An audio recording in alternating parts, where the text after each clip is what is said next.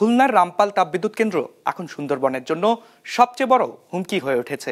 Centre for environmental and geographic information services CEGIS পরিচালিত গবেষণা বলছে, বিদ্যুৎ কেন্দ্রটি সুন্দরবন অঞ্চলের পানি, মাটি, বায়ু দূষণ ঘটাচ্ছে মাত্রা অতিরিক্ত হারে। ফলে হুমকিতে পড়েছে এই অঞ্চলের জীববৈচিত্র্য ও মানুষ। SM মিলনের ক্যামেরায় মোস্তফা জামালের রিপোর্ট।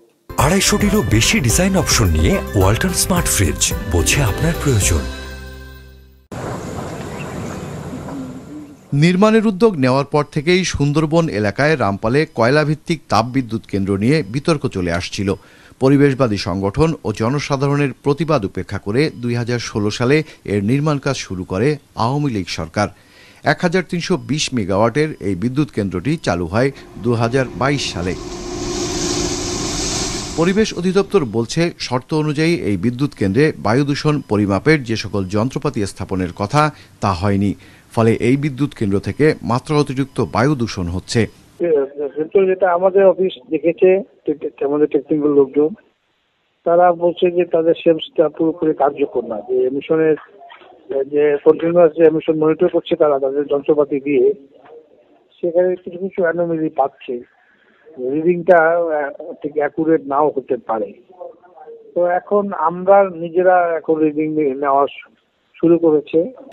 কেবল বায়ু দূষণ নয়, centre for environmental and geographic information services CGIS এর সাম্প্রতিক গবেষণা রিপোর্ট বলছে, বিদ্যুৎ কেন্দ্রটি চালুর পর থেকেই কয়লা পরিবহনে দূষিত হচ্ছে সুন্দরবন এলাকার নদী ও বন। কয়লার ছাই এবং কেন্দ্র থেকে নির্গত পানি পরিশোধন ছাড়াই মিশছে প্রকৃতিতে। নাইট্রেট, ফসফেট, পারদ সহ বিভিন্ন ক্ষতিকর রাসায়নিক ছড়িয়ে পড়ছে প্রকৃতিতে।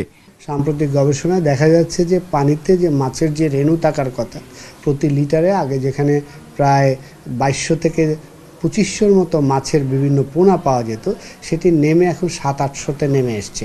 আর সুন্দরবন এবং তার আশপাশে প্রধান কারণ হচ্ছে ইতিমধ্যেই দেখা যাচ্ছে যে বিভিন্ন হেভি মেটাল পানিতে বাড়ছে স্বাভাবিকের তুলনায়। পরিবেশ নিয়ে আন্দোলনকারীরা অভিযোগ করছেন, কেবলমাত্র রাজনৈতিক উদ্দেশ্যে পরিবেশের জন্য এমন একটি ক্ষতিকর প্রকল্প সুন্দরবন উপকূলে চালু করা হয়েছে।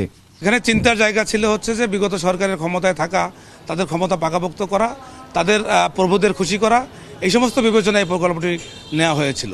এবং যে চুক্তির মাধ্যমে নেওয়া হয়েছে, সেই চুক্তি হচ্ছে একেবারে বলা চলে যে শতভাগ আমাদের দেশের বিরুদ্ধে, রাষ্ট্রের বিরুদ্ধে। নবায়নযোগ্য জ্বালানি নিয়ে কাজ করা সংগঠনগুলো বলছে, পরিবেশ ও সুন্দরবনের ক্ষতি রোধে দ্রুত 16,000 কোটি টাকা ব্যয়ে নির্মিত এই বিদ্যুৎ কেন্দ্রটিতে বসাতে হবে সব ধরনের ETP। অতি দ্রুত সমস্ত দূষণ কমানোর যে যন্ত্রপাতি বসানোর, স্পেশালি ইফুলের treatment, ash treatment, smoke treatment, এগুলো করা খুব জরুরি। এবং কুলিং টাওয়ার বসানো খুবই জরুরি, ফার্স্ট স্টেপ। সেকেন্ড, আমার রামপাল পাওয়ার প্ল্যান্টে যদি 935 একর জায়গা এখানে নিয়ে থাকে, বাকি আমাদের আরও এখনও 1000 একরের মতো জায়গা এর বাইরে আছে। সেখানে যত দ্রুত সম্ভব সোলার পাওয়ার প্ল্যান্ট বসানো এবং উইন্ড পাওয়ার প্ল্যান্ট বসানোর উদ্যোগ নেওয়া উচিত। 3 নম্বর, ভবিষ্যতে কোন জায়গায় গিয়ে রামপাল পাওয়ার প্ল্যান্ট বন্ধ করে দেব তার একটা পরিকল্পনা এক্ষুনি প্রণয়ন করা উচিত। রামপাল বিদ্যুৎ কেন্দ্র সহ দেশে বর্তমানে 7টি কয়লাভিত্তিক বিদ্যুৎ কেন্দ্র রয়েছে। পরিবেশ প্রতিবেশ রক্ষায় যা দ্রুততম সময়ে বন্ধের সিদ্ধান্ত নিতে হবে বলছেন বিশেষজ্ঞরা। মোস্তফা জামাল, বিজনেস রিপোর্ট, মাছরাঙা টেলিভিশন।